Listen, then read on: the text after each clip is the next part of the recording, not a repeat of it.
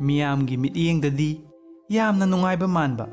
Fans mayamna aibu ubada so cute haibiri adubu awaba nungaitaba sidi kanamtana khangbide. Selena Gomez. Ngasigi video sida Selena gi life journey, Justin ga love affairs, breakup oikhiba Karigino, interesting facts kayama ngasigi video sida fangbigani haubadagi loba fawpatang yengbiu. Aigi ming Selena Mary Gomez.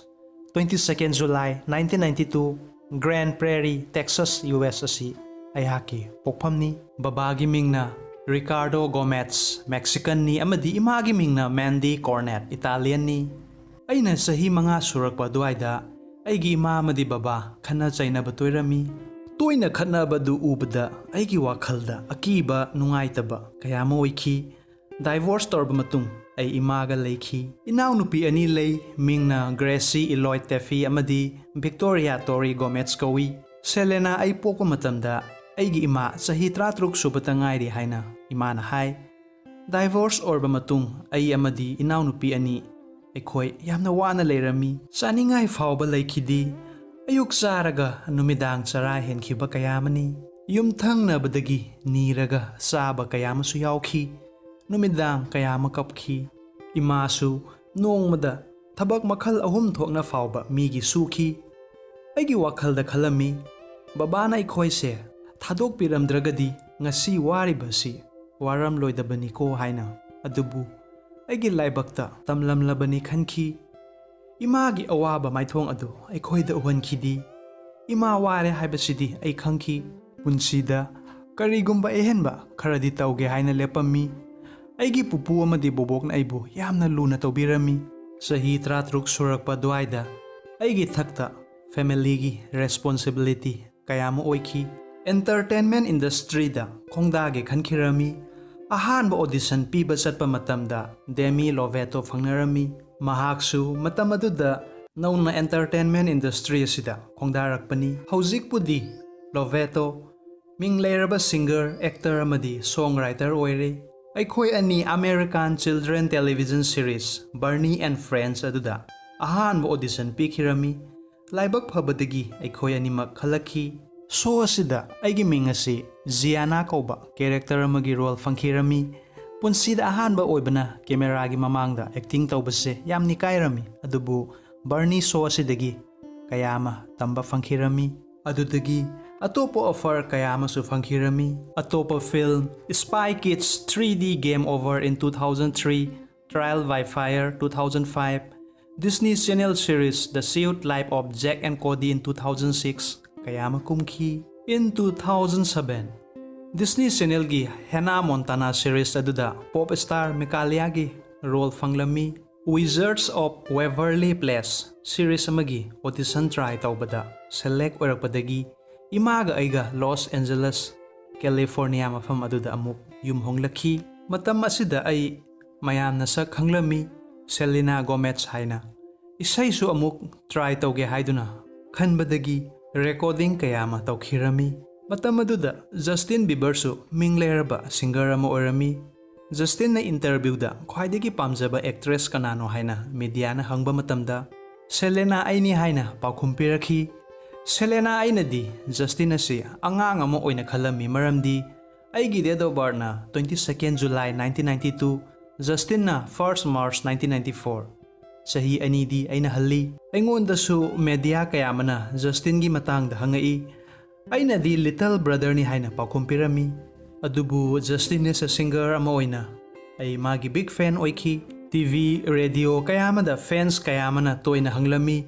Justin ga aiga affair laina bra haina ay paukumpi bada awapam oikhi aikoy ani just a friend ni haina. Adubu Justin ga aiga unaba matamda magi cute oiba aibu take care tawbiba mong mataw aduna thamoida karigumba madi fawrakhi aisu. 2009 dagi aikoy ani affair tapna haurakhi chatminaba koiminaba kayama punna. November 2012 aikoy ani amuk breakup tawkhi maramdi Justin nupi atopaga dia tawrambagi amuka hanjanakhi aikoy ani.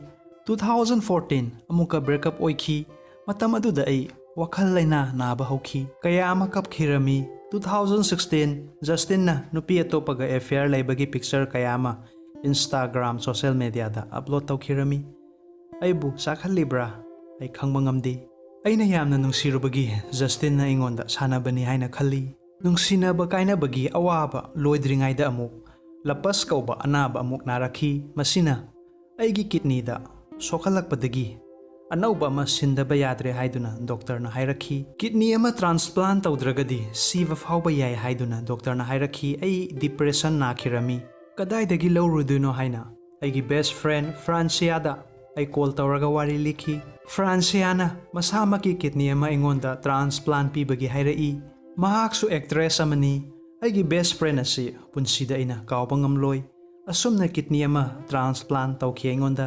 tapna haksang fakatlami 2018 Justin ga Haley ga luhongani haina takhi anabagi mathakta nungaitaba kaya mani punsi asida 30 September 2018 Justin luhongba numita Selena ai hotel amada alcohol kaya mathakhirami asina kidney soi haiba ai khangi aigi best friend Franciana su yamna sauki ingonda kidney sokpa helani haiduna adubu pukning wakhalgi awabasidi karamna kawba ngamgani sahi nipan chupna nungsinaragpabu laina kawba ngamgadra adubu asini punsi khongchatni haiduna career da focus tawkhi asumna woman of the year super female TV star titanium award best young actress international video of the year total 118 awards fangkhirami 2021 social media like Twitter 65.1 million followers Instagram 263 million followers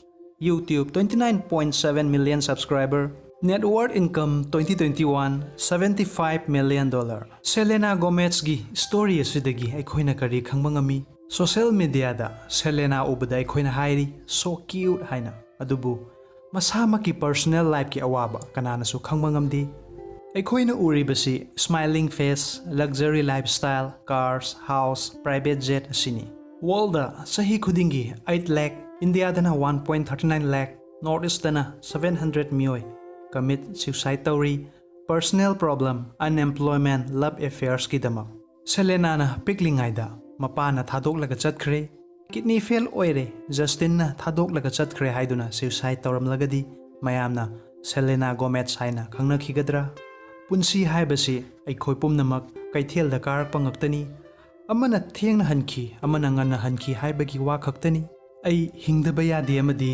wakhal nuai thokpa heiba haibasini punsi haibasi Justin nupi atopa thigragasu Jiten leiri jiban leiri John leiri awatpa leiba nate malemse ahanba nungsiba kawba ngamdabani adubu nungsinaba khudingmak thungnagani haiba leiti punsi haibasi awa nungai pullaga chatliba khongchatni nungai thokpa heiba amadi tamba mathau tai Selena Gomez tawna wakhallon khajiktang onthokpiyo amadi bounce back toubiyu matam asidadi corona BP diabetes cancer kidney heart wakhalana skin uring mahing nupigi personal problem yuma lon problem haksang chontaba problem mayam asidagi ngakthoknabagi tamak yai lifestyle gi health drink asi seasonable sumatagi rupees 650 khaktani home delivery gi khudong chaba sisu thamjari loinana RIKESH technique amadi education team ka pullaga yai product ki business partnership tawbining ba yawbiragadi screen da ubiriba number sida WhatsApp natraga call tawbirakna baningsingjari video sina isada kanaba fangbiragadi like comments